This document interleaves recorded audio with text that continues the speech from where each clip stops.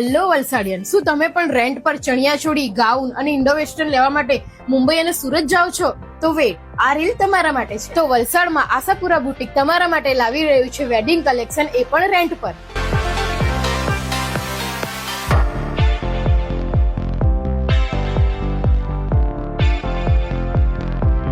હા, અહીંયાની ખાસ વાત, તમે અહીંયા કસ્ટમાઇઝ પણ કરાવી શકો છો કપલ્સ અને ફેમિલી માટે.